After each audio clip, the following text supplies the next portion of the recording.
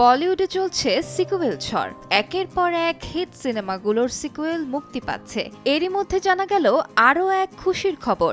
বলিউডের অন্যতম ব্যবসা সফল দুই সিনেমা মুন্না ভাই ও 3 ইডিয়টসের সিকুয়েল আসতে চলেছে। আর সেই সুখবর শোনালেন ছবির প্রযোজক বিধু বিনোদ চোপড়া নিজেই।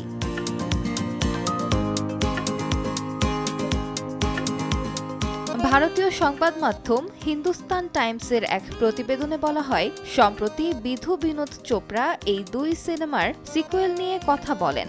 তিনি জানান, আমি 2 ইডিয়টস এবং মুন্না ভাই 3 দুটো ছবিই লিখছি। প্রথমে 1 থেকে 2 বছর ধরে লিখব, তারপর সেটা থেকে ছবি বানানো হবে। আশা করি 2 ইডিয়টস এবং মুন্না ভাই 3 শীঘ্রই আসবে।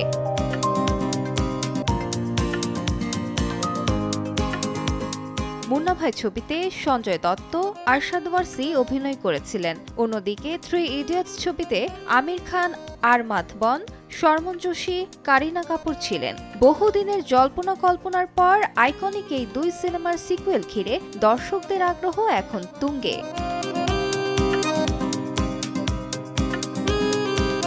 আলিশা ইসলাম, সময় সংবাদ।